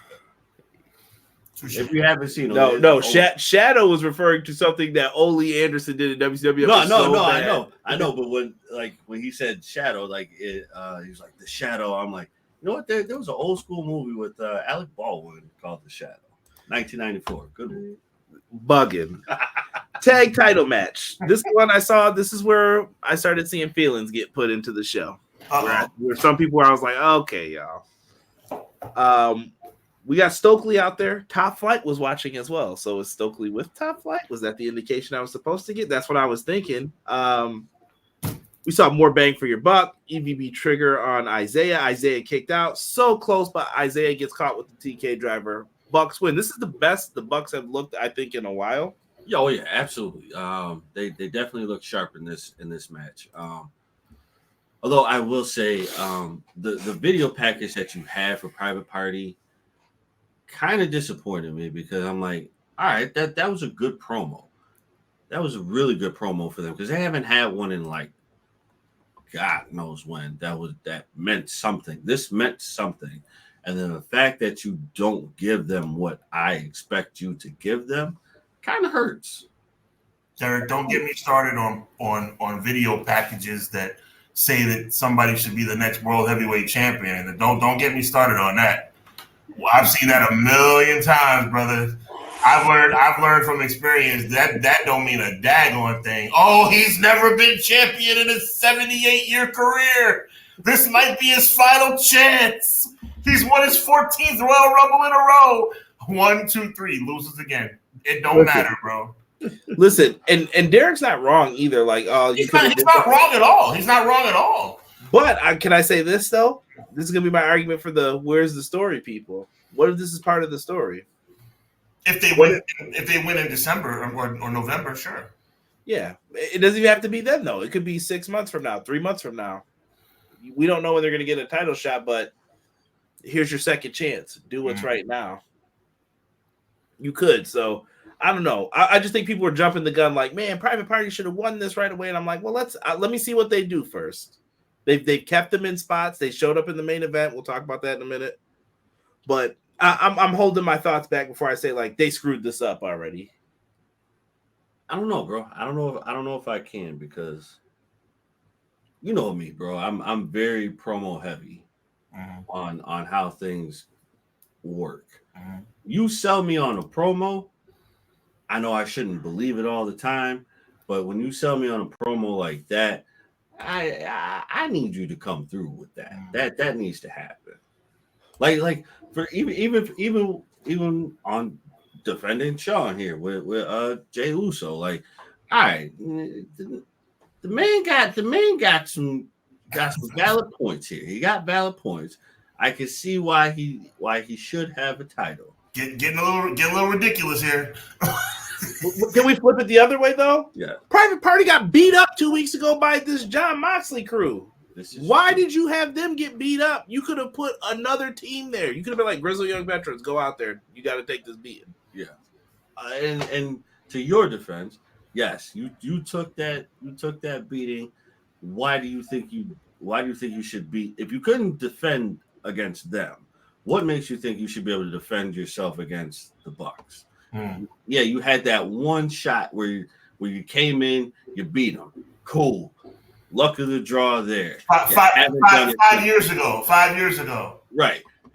But you haven't done it since then. Why should I give you the titles now? You have to prove yourself to me for me to give you the titles in order to make this valid. I'm a big believer in you got to heat check someone first. This was their temperature check tonight.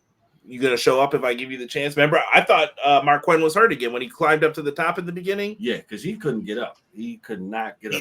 He took an uncomfortable amount of time. I thought he couldn't move his top part of his shoulder up. No, I'm agreeing with you. Yeah. Yeah, and I was like, I hope he's not hurt again, please. But then he got up there, and then he finished the match. But yeah, but adrenaline. Hopefully, knock on wood. Yo, knock on wood somewhere. There we go. Bucks won. Like I said, I don't think they're done with this elite stuff yet. Where is it going? I don't know. I really don't at this point. I'm kind of like, oh, okay. Retirement. No comment. No comment. Moving into the Ring of Honor of things, Chris Jericho, Mark Briscoe. I should have known this was coming. It's my guy, man. That's my guy. He does what's right for business. Don't talk about my boy Jericho bad no more. We got him and Rich Ladd ain't never gonna let people live this down. You say anything bad about Jericho, don't you ever in your life count out Chris Jericho. Don't you ever count out Chris Jericho. That brother does the right thing for the people, man. That brother lost. You can't say he's selfish. He lost. Listen, I put out a tweet that I would like for all of you guys to go retweet and like. I definitely need Big Bill. The next time he's in a blood feud with someone or he's going to be in a street fight, he's got to wear the beef and broccolis. He's got to put on the beef and brocks. Yeah. I need the crazy Timbs on. He's just going to be a madman with big boots. Yo, can I have like less than a minute real quick? Less than a minute. You know something? For me, tonight proves what I've been talking about Chris Jericho for a long time. And I'm being real serious. This is like outside of the storyline. We all know that I love the learning tree. You guys don't. That's a matter of opinion, no problem. But from a business standpoint, don't tell me Chris Jericho doesn't look out for people.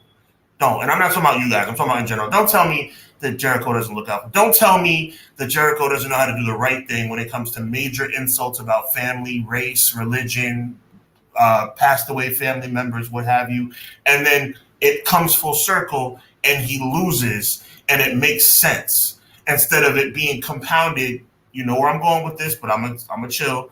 Instead of it being compounded by massive insults that shift the world off its axis, and then somehow you still win the match. Jericho came out tonight. He insulted the Briscoe family in a very uncomfortable way last week, but he lost. You know why he lost? Because he's not a selfish guy. Where does this narrative come from about Chris Jericho being selfish? I don't understand it. I don't think he's selfish at all. I definitely. I'm saying I've heard that before, bro. No. I get what you're saying. Like for those who think that he is, I disagree. Highly. There's two ways to look at it. It's the gatekeeper rule. It was what Cody used to do. If Jericho always is going to work with somebody, Jericho will work with them, and then, all right, I got the new guy. Well, Jericho's always going to be over if he waits when the new guy is getting over. Like, I'm with you. Does that mean, you know what I mean? Like, and people will say he's leeching off of them. That it's a can't win argument though, Sean. Like you're saying, like if he puts someone over, it's this. If he does that, he's that. It's evident both times because then you look at his groups. Who came out better from his groups? Maybe you could argue Garcia, but some people say that's Garcia doing it because he was in that group after, and then you didn't do it. Guevara would have been fine if he didn't have outside the ring stuff going on, right? And that's an asterisk because was that Jericho's fault? No, that's Sammy's fault. You know, honestly, I really think. Excuse me. I definitely think if people think that he's leeching off of other people to stay relevant, why the hell not? Well, he's got to have people to work with too. He's not the champ anymore. He hasn't really been in the main event picture in a while. Because most people will say like, oh yeah, he's leeching off of them to do this. Okay, if you want a promotion, what do you think you're getting ready to do? Yeah, and I think Big Bill's ready to break out of this too. Like I'm under the belief that it's time. Big Bill will be leeching right now. Big Bill hasn't been this good. This relevant. There you go, Derek. In years. You know. So I'll say this: did he help Big Bill? I don't know. I think you could argue that either way, but I think he got him on TV more in a more prominent role. But I'll say this: Brian Keith, he got him definitely on TV. Brian Keith was not on TV before this, doing anything meaningful. Yeah, now look at him. He'd have like scratch matches or whatever, and then now all of a sudden those disappear, and he's actually doing a lot now. Look at him talking like a booker. Real life moment for the people on your channel. You know, the reason why I love working with you guys and we become friends on and off the camera is because you guys keep it a stack. I like to think I do as well. I'm so tired of people starting a narrative and then they run with it because it's a sexy narrative. Like, oh, Chris Jericho's selfish. Chris Jericho's selfish. Show me where you're selfish. Show me. Right. I will give Jericho props too for the MVP story that came out this week. That him and MVP just squashed it. Like, cool. Right. So I'm just saying. And tonight was just another example. I was thrilled that he lost. You know how much I love Jericho as a wrestler. I was thrilled he lost. It just ties into what I've been saying. Like, he's not a selfish guy. He's not. I wish other vice presidents would have squashed things when it was time to. Uh-oh. I could have been talking about Kodak. You don't know what I'm talking about. There's lots of companies with vice presidents. But, you know, you win some, you lose some. I wish I still had that graphic of Punk and Omega. So, moving on here. What about this Orange Cassidy Jerry Lynn thing? Do you guys feel that? I want to get into that for like 2 seconds. Is that a push towards Orange Cassidy in the main event now? Like Jerry Lynn saying, "Yo, time to be serious. You're really good. Like I'm telling you." Yeah, they put it on camera. I think it is. I think the fact that he's telling Orange to be something that he hasn't been this whole time that he's been here, and probably something that he hasn't been ever. Mm-hmm. Let's see the other side. I know the other side of you. You just haven't shown it. But I know it's there. I've seen it, but you haven't shown it. So now I need you to show it. And honestly, I really think he actually displayed that tonight in this match. That's what I'm saying. And in the end. He went no accident where the camera was placed at the end of that night. No mistake. Yes. I agree with both of you. I agree. Yeah, okay, forget it. I was gonna address it at the end. Orange Cassidy is always wearing a white shirt. We went from white to black.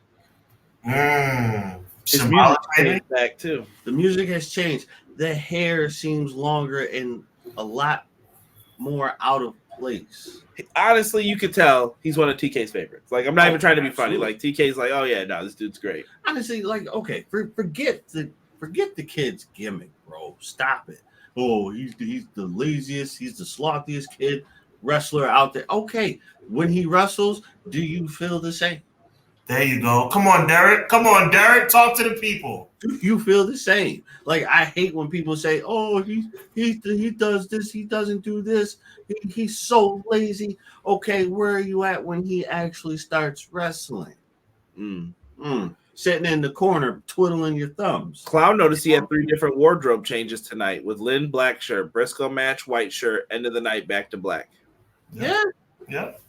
Peep the game. More on that momentarily, guys. Next pay-per-view is going to be Saturday, November 23rd. We get full gear. It's going to be Newark, New Jersey. So once again, AEW and WWE sandwich Thanksgiving. Yes. Oh God, bro, your sandwich Thanksgiving.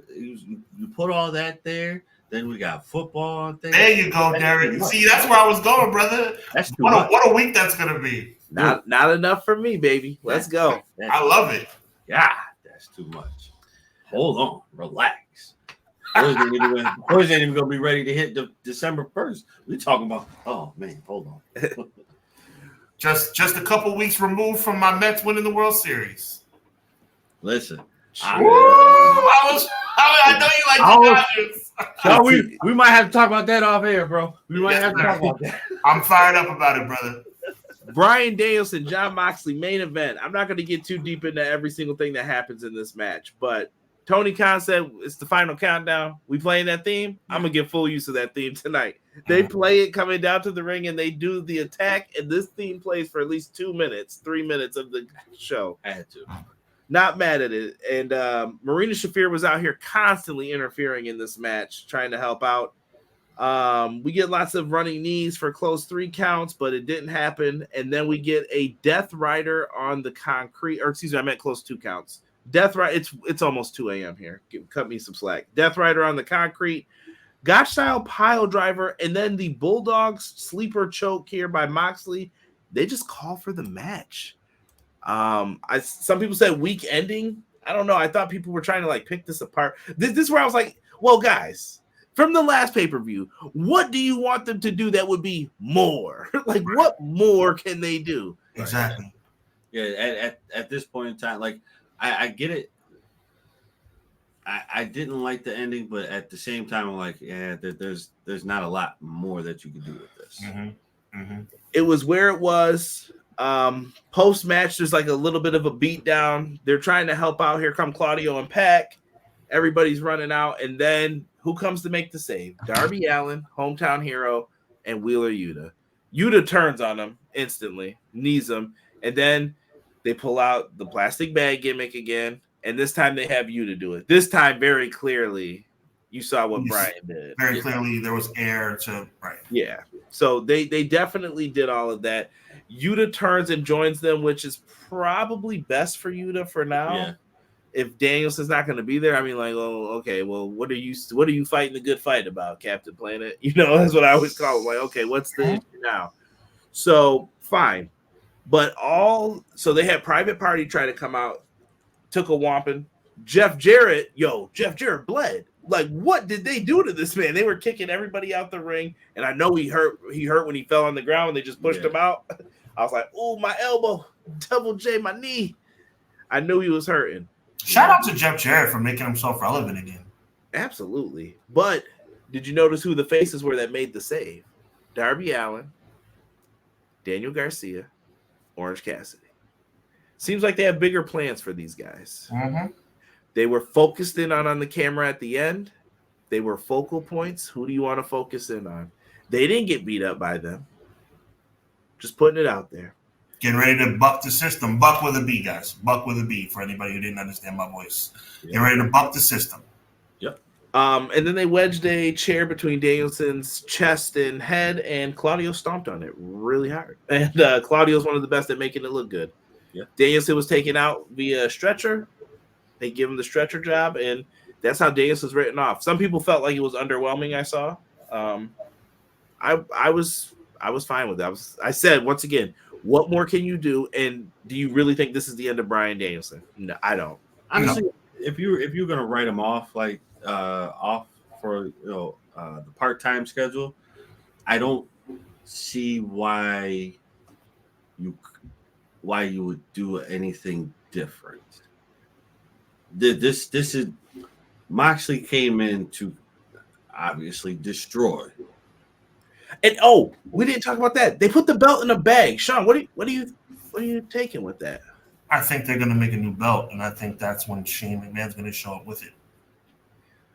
Or do they give him the belt and that's the power? Like, nah, power lies with us. We do what we want. I don't know. It's a play. It was just weird to put it in the bag. I was thinking Mr. Perfect more, like destroy the title then. Destroy it right on the spot. It's like, yeah, I'm going to destroy this. You'll see. It should have happened tonight, but you'll see. Shane is coming. Really? So you're in full belief now. Sean was against this for the record. I'm still against it. It's the holidays. It's the holidays. I'm still against it. Shayna, what are you working on? Yeah. Brother Paul wants to talk to you. I think it's a huge mistake. I think it's a massive mistake. But they're making it because I think Shane McMahon is already signed, sealed, and delivered. So I'm gonna say what I said before. If Shane joins, and he is signed, he is only doing this because he hates Triple H. He wants revenge for not getting the company that he should have gotten. So when Sean was explaining his side, which I agree with Sean's side in like totality, but when I was like, well, let's put some arguments out here, Sean, this could be the greatest thing that happened to AEW. We'll be like, man, I'm so glad they didn't listen to Sean that time because it worked out great. But if Sean's right, Sean ain't gonna let you not hear the end of it. Sean's gonna be like, well, what did I tell you? But they're desperate right now, Sean. Shane McMahon, again, I think it's going to happen, but I don't think it should because there's two options here. On this hand, Shane McMahon hating his family forever without ever reconciling with them ever in life. Or Thanksgiving dinner, an apology, a drink, a conversation, a hug, a kiss, and then everybody's on the same page again. You tell me which one is more likely. Shane McMahon never loving his family again, ever? Or Shane McMahon being a little angry, but eventually everybody comes back to the fold. Hey, Shano, it's Tony. I got you those new J's you wanted. Which way did he go? Which way did he go? So, for me, I think it's going to be amazing TV, but I think they'll live to regret it. Yeah, I would say we go the opposite direction. This is my revenge tour. You took something from me, all three of you. So you think Triple H? You think Shane McMahon? You think it's forever? You think Shane McMahon is really all in? You don't think there's any way that Shane McMahon is ever going to come back? You don't think even 2 years from now, when he's 2 feet deep in this thing and AEW's winning. AEW's winning the war. AEW's the number one wrestling organization in the country. And then you don't think there's any chance that he and his family are going to reconcile? I think in a couple of years, if this is true, I think in a couple of years he will walk away. Okay. Or is he just wrestling? We don't know what his role is going to be. Like I said, these are people who don't need money, Sean. Or not. Let me not say that. Their money's no good to each other. So what are you talking about? Like what? How do you talk? How are we going to make money together? Is it just wrestling? Is this for Shane's legacy? Or is Shane like, no, I want to show that I can run something. Let me run something. Shane McMahon is not coming in as an owner, to your point, which you're right about, but Shane McMahon is not coming in just as a talent. Shane McMahon will be a producer or some kind of executive vice president or something in the office. Well, I mean, he's got to get a piece of the pie, right? Like, yeah, absolutely. Well, I mean, go back to the old days. Anytime Shane had the mic and was talking, how many times has he mentioned to his dad, like, "Hey, I want to run the company. I can run the company. You can trust me." But my point, Derek, everything you're saying, Derek, is right on the money. If there was no chance that they could not have a Thanksgiving, Christmas, birthday meal together, and they figure out that they still love each other, I would think this is the best thing ever for AEW. I think this could put AEW over the top.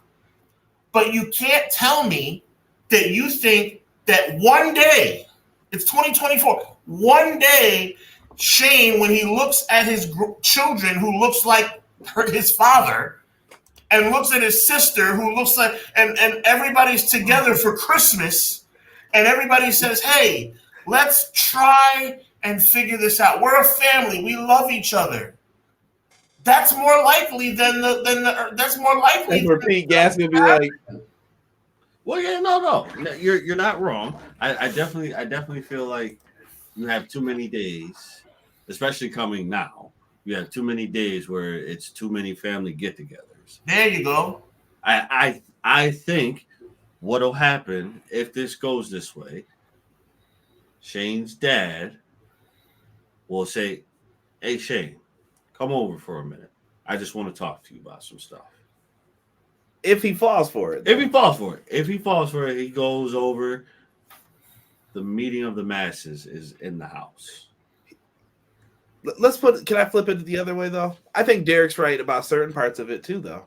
I do think that he hates Triple H. I firmly believe that. I think he never agreed with that. But what Sean's saying is true, too, that, like I said, I'm Captain Gray always in all these things. It doesn't matter. He loves his sister. He loves his. That's the point. He loves his sister. Yes. But Sean, there is no one else in that company but Triple H, and that's got to be eating him up. Like, that goes into another conversation. Is Triple H the only one in the company? Is he really the only one in the company? If you're Shane, don't you feel like they stole that from your family? And yes. Yes. If this was me, I'd try and make AEW number one. I would screw over World Wrestling Entertainment in every way I possibly could. I would try and burn it to the ground. But we are talking about family. Not literally.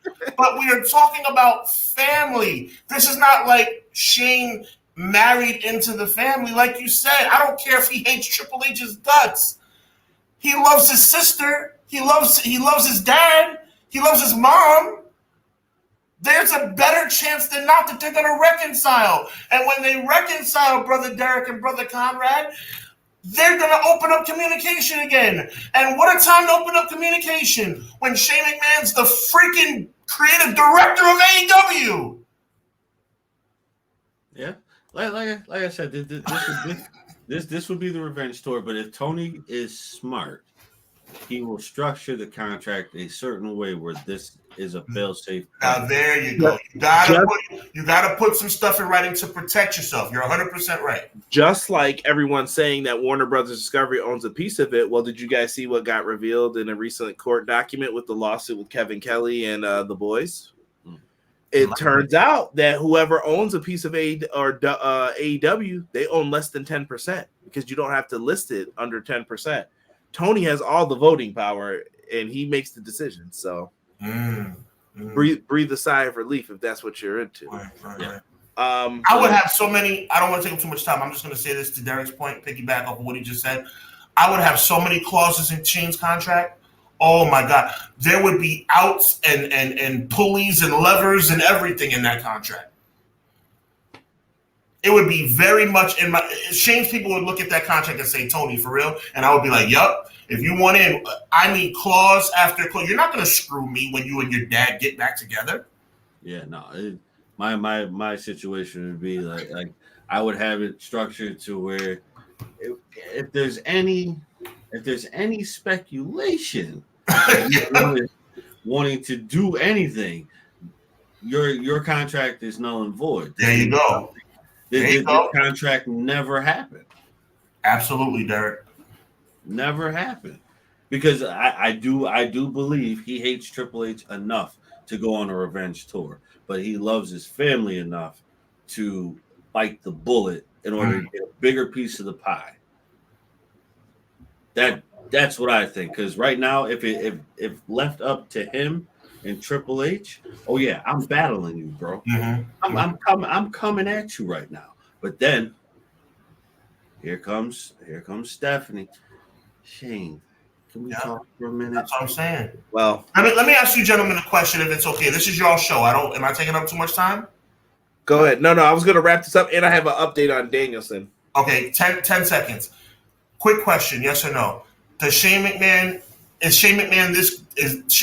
disgruntled enough to want to put WWE out of business? Right now, yes. Maybe. Okay.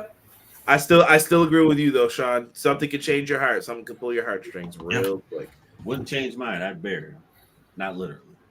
Well, I think the three of us are different too. I know me and Sean are kind of similar with like, nah, once you step on me, like, nah, I don't care about that bread. Like, no. Over. If someone's offering me bread that's just as good, I'm gonna be happier over there. Goodbye. Yep. And I'll still send the kids over for Christmas. Yep. Well, honestly, I would structure it. You know, okay, well, I'll come this way, but now you gotta give me something now. Yep. I'm trying not to read this whole thing. It's a big block. Shout out to James for sending this to me. But according to Fightful Select, please sign up for them. Best $5 in the business. There you go, Fightful. Don't say I didn't promote you either. And I wrote a signature. The AEW doctors legitimately didn't allow Bryan Danielson to be involved with blood and guts this year, though it was something the company was hoping could happen throughout the year. However, Danielson was cleared to compete in regular matches after that on his road to full-time retirement. Although many people have wondered if his interviews were in character, his health status, we are told that all were true, And by the time Moxley's match was unfolding, Danielson had even thought he probably shouldn't have done a couple of those matches leading up to the pay-per-view. Danielson has legitimately been without a talent contract for months. We're told that he does not have any additional contracts. He is effectively a free agent without any additional obligations. So many in interviews and backstage that he doesn't envision going back to WWE at this time.